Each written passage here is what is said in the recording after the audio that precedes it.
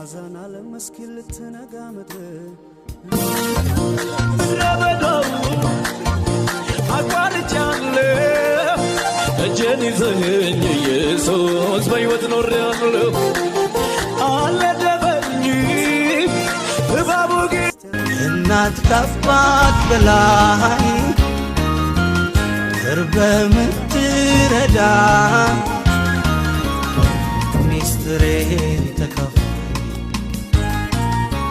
ማን